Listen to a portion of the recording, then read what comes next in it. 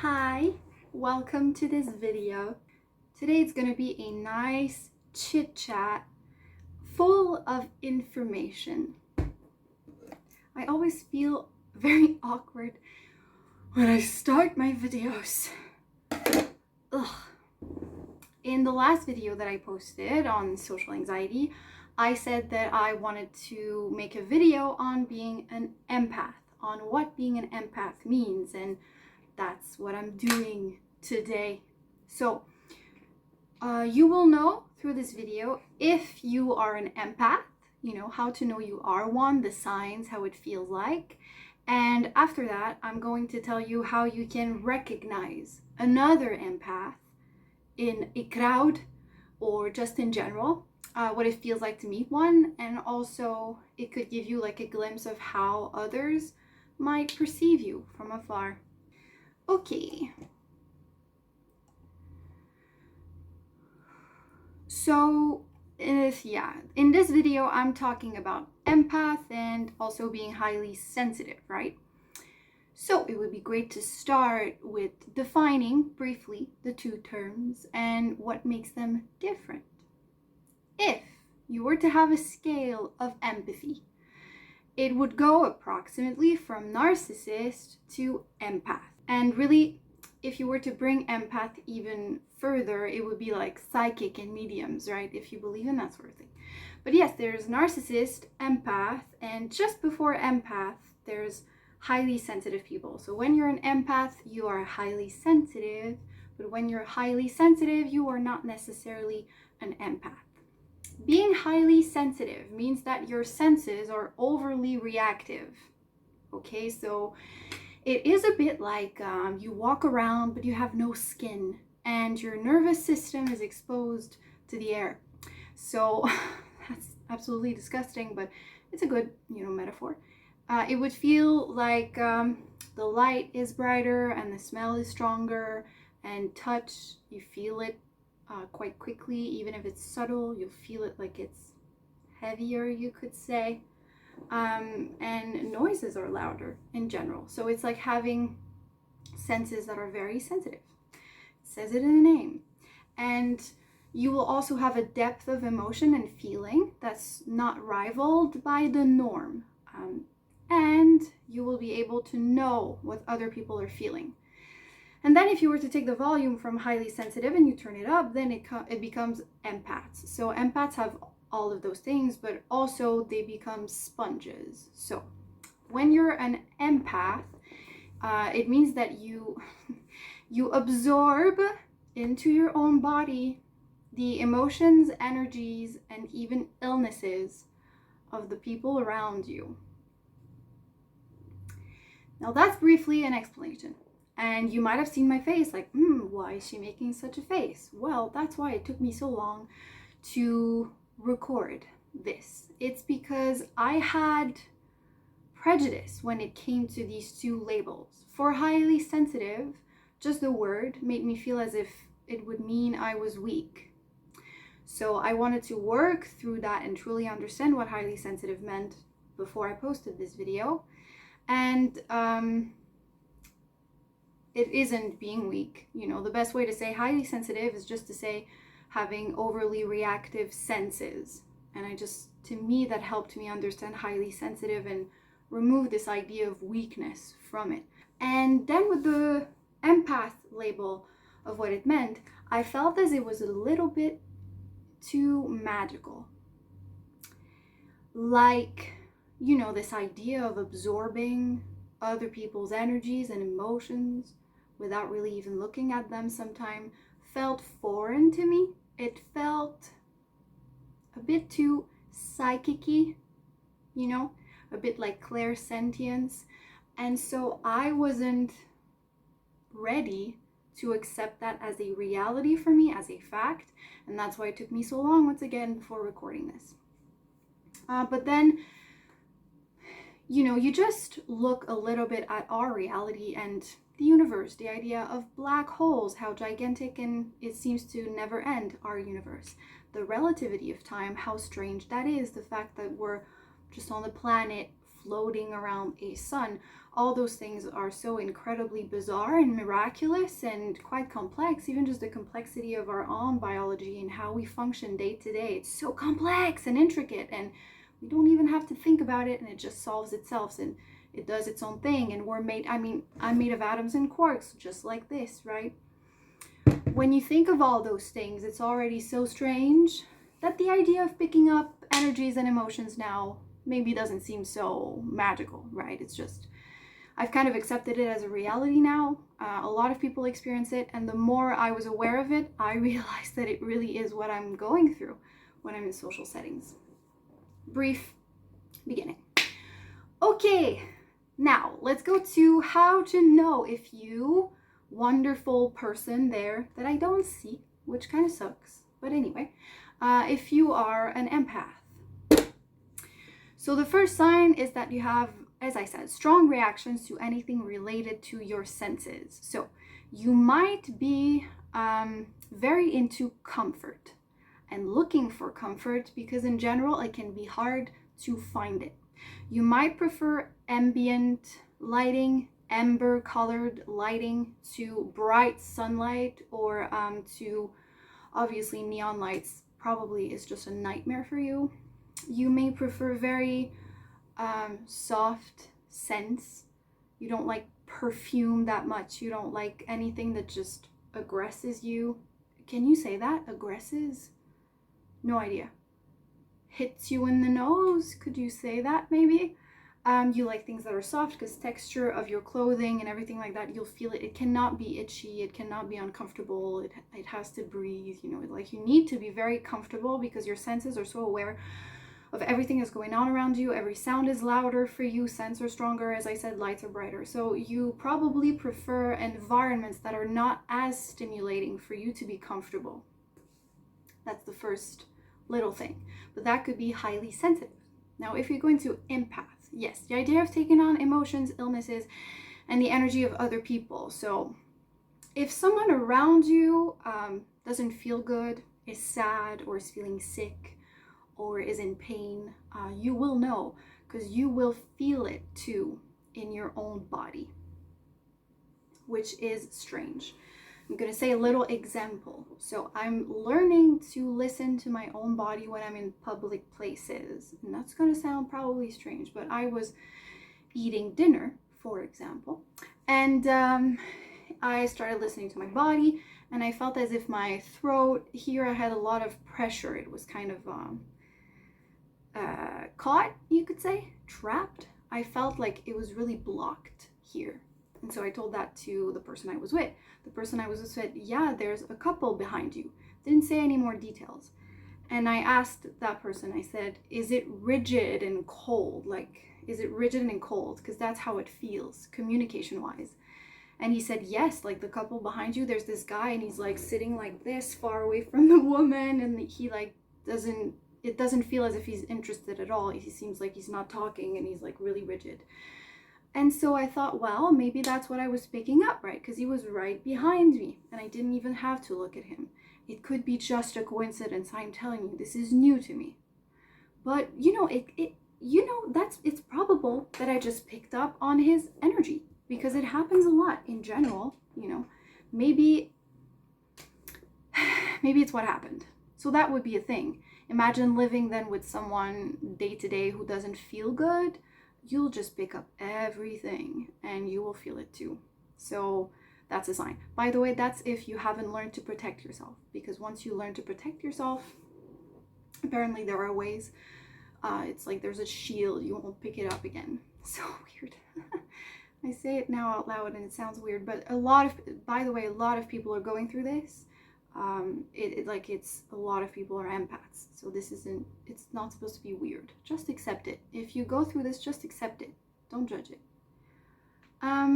You might be, because of this, because you take on the emotions of others, you might be overly invested in your loved one's problems and worries and troubles, right? So you take on often the role of a guide, a counselor, a therapist. You mediate between people, you help them figure out their own emotions, and that can be very heavy, but the reason why is that you're so involved, you feel the emotions they're feeling, that you can be quite a good guide and really truly understand what they're going through.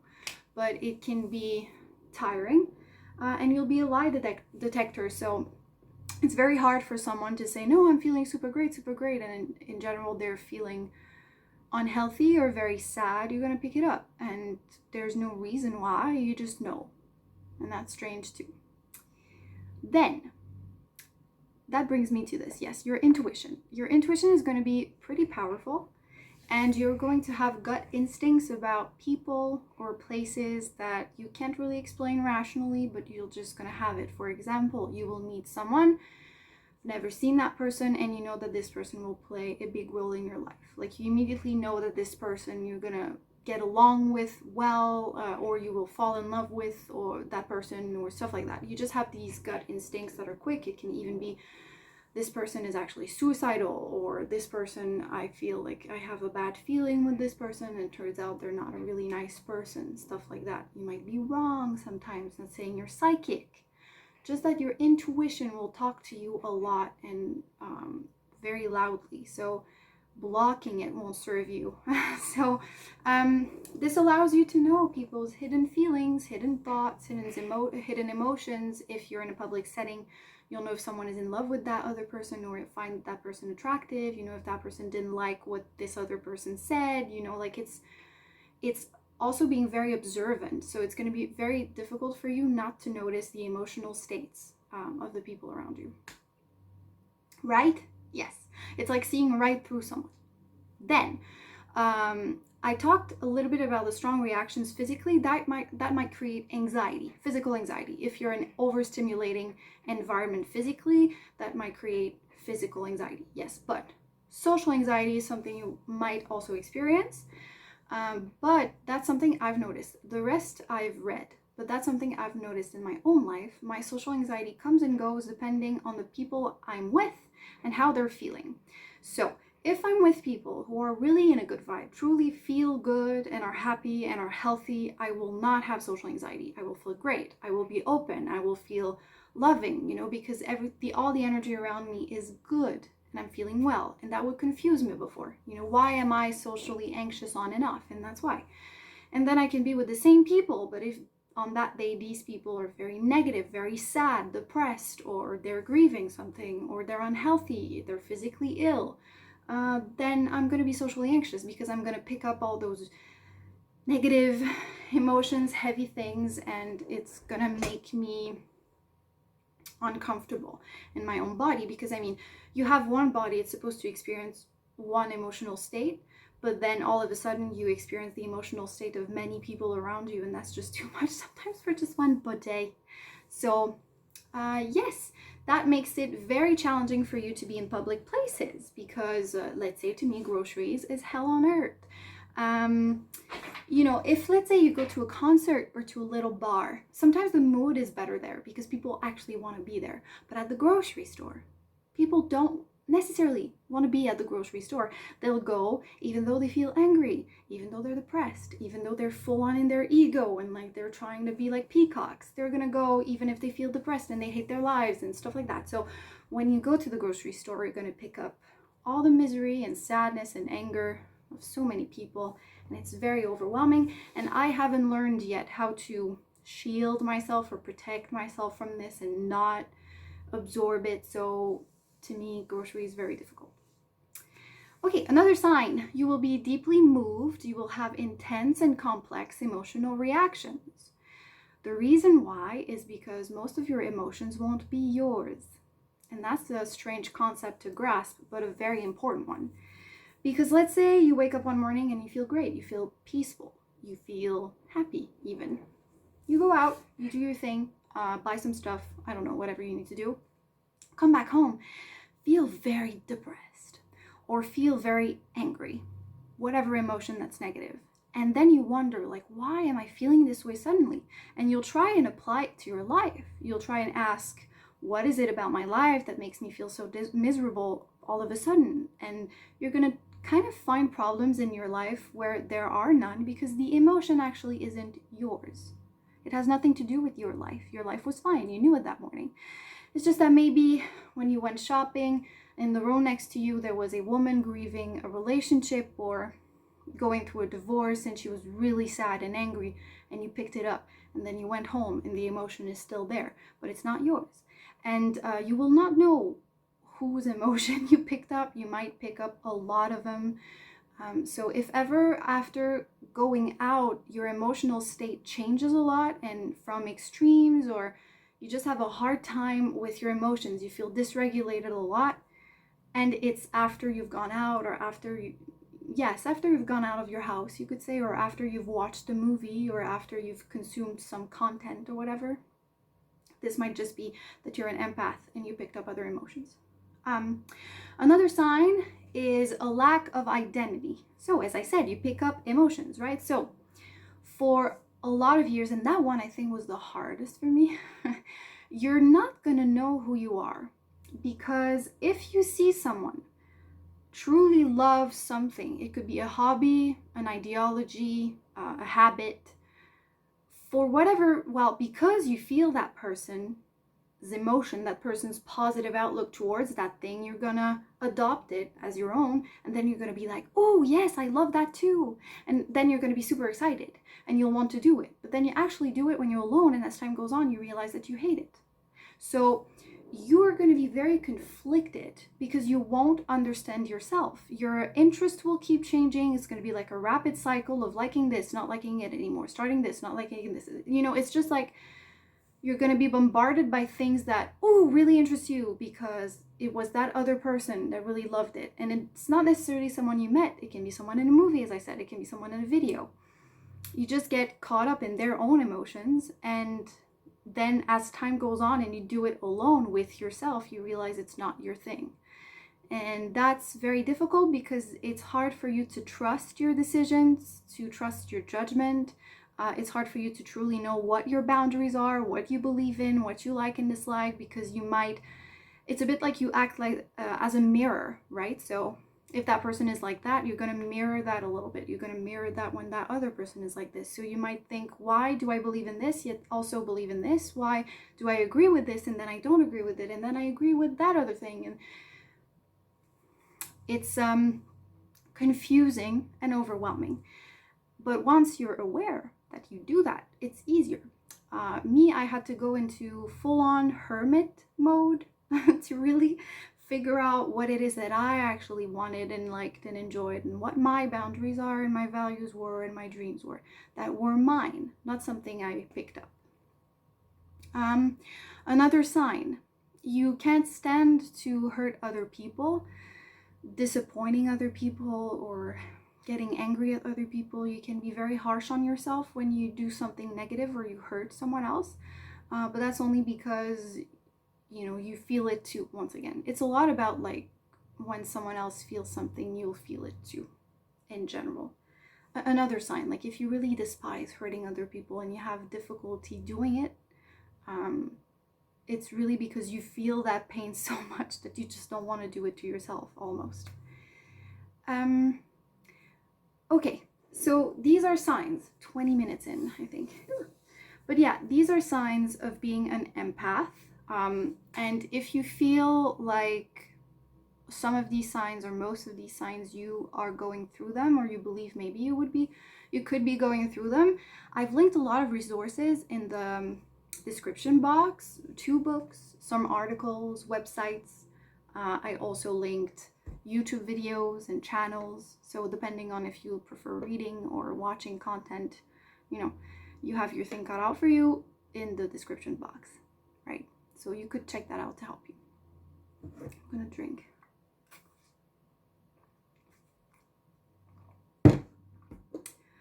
Oh, I feel completely disconnected from myself. But I really wanted to do the video, but I just feel like I'm very rational right now. Or like things are happening, like I'm talking, but I'm not really realizing that I'm talking. That's how I'm feeling right now. It's annoying. But I have to go. This is too long. All right, recognizing another empath. So, 2 things. The first one is when you're an empath and you meet another empath, how do you know? How does it feel like? Meeting another empath when you are one is rare. One, because being an empath is not the most common thing.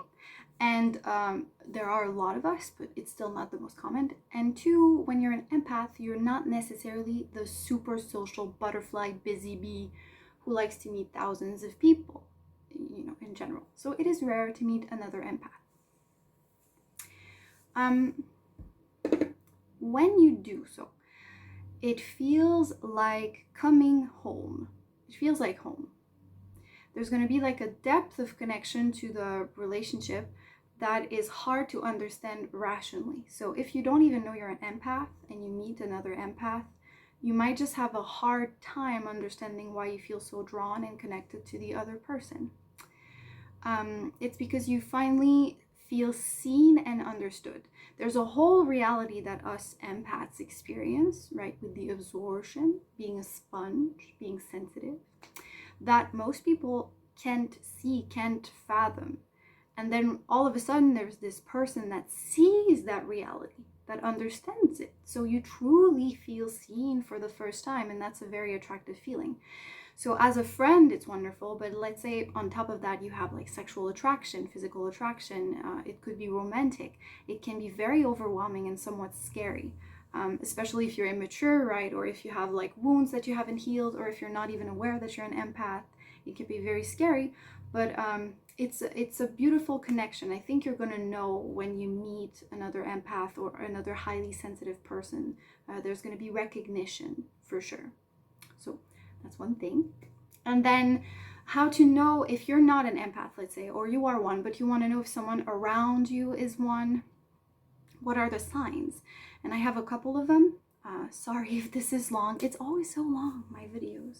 The person might be like shy and aloof and disconnected and in their head at one point, and then the other, they're like super excited and super happy and super social. So they might appear very moody from afar because of all the emotions and energies they take on.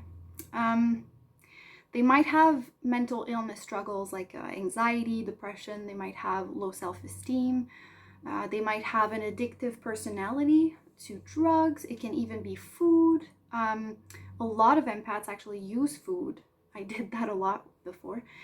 Use food to ground themselves and feel better in their own bodies. So food addiction is a thing, to just eat even if you're not hungry at all. That can also be a thing for highly sensitive people. The person is going to be a great listener and have somewhat of a like caring or nurturing feel to them. They're going to have a healing and soothing presence. So they sort of draw you in because you feel good around them. They can go from being childish to wise. Because of their empathy, they kind of pick up on a lot of things, so they can have really good advice and really intelligent perspectives. So they can be very wise one moment, but it doesn't necessarily mean that emotionally as a person they are wise. So they can go from being very childish and immature to this very wise person, and it's conflicting. This person in general might just be very confusing from afar. They will be sensitive, like easily hurt or easily angered, easily sad. Like it's going to be very intense emotionally, especially if they haven't learned to regulate their own emotions, to meditate. It's really hard when you're an empath to do those things. When you see them, then you're going to have a long time not seeing them. They're going to do these disappearing acts. I still do it. It's just that you can easily be emotionally overwhelmed. And so you need a lot of downtime to like, whoa, find yourself once again, find your peace or your stability, your inner stability. So yes, they will disappear sometimes. They're kind of chameleon-like. They seem to, get along with most people. They have an ability to get along with most people. As I said, confusing, they're difficult to understand. They might hate public places, like the grocery thing. They might dislike it. They might be the first to leave an event. They might like to take their own car so that they can leave anytime they want, if they feel overwhelmed or tired or whatever. If they picked up on too much negative emotion, they might want to leave. They're often surrounded by wounded people, people who have a harder time, who are more fragile because of their healing presence, right? Empaths are healers. Even if you don't notice that about yourself, you have this capacity. I'm going to talk about that in another video, which I will say very soon. But yes, this person might be surrounded by wounded people because their energy attracts people who need healing. When you meet them, you feel like telling them everything. You feel very open because that person is receptive and compassionate, and for that moment feels what you feel. So they're very open to receiving your reality. They might be very philosophical in a way, looking to find answers. Why am I not happy? How to be happy? Do the people around me make wise decisions? What is a wise decision? What is the meaning of life? Stuff like that. They might be deeper and more spiritually oriented. They might be a free spirit. Anything that is negative, cold, ruthless, aggressive, competitive, focused on productivity doesn't really mesh well with empaths. So a lot of empaths need nature-oriented, free-spirited, go with the flow types of environment and lifestyles, gypsy-like, you could say. And it's going to depend. It might look zen and minimalistic. It might look super like woodsy. Don't know what I'm saying. But in general, that's the lifestyle they're drawn to. And the last thing is they might fear intimacy. It's something that I do have a problem with. For example, it's this fear of being completely overwhelmed by a relationship, by someone else that you care for, because often you feel as if you have enough problems on your own to deal with, and this idea of really caring for someone else and really loving someone else and having to deal with their emotions and feeling their emotions and trying to support them without, sometimes it's unconscious, sometimes it's very conscious, but you might be terrified of it, of being kind of submerged by a relationship, be it romantic or just a close friendship or a close family relationship. It really depends. So that's what an empath might look like from afar. That's, if you're an empath, how you might look like to other people around you. Those are little signs. That's it. That's the end of my video. Soon, the next one I'm going to do is I'm going to talk about the difficulties of being an empath, really like the negative side, the solutions, what to do to feel better, to heal those difficulties, and then the gifts, like what are the strengths, what are the positive aspects of being an empath, what do I look on to actually be happy to be an empath, right? Because that's also important. That's going to be my next video. Once again, lots of resources in the description box. Books, articles, websites, YouTube videos, YouTube channels. You can go, start your own journey, figure that out, figure yourself out. If you feel like you're an empath, I hope this was like the click, the sword of truth, of clarity for you. And once again, this was kind of fun. I love talking sometimes, not always, but anyway. And yes, thank you for being with me. This is done. Bye-bye.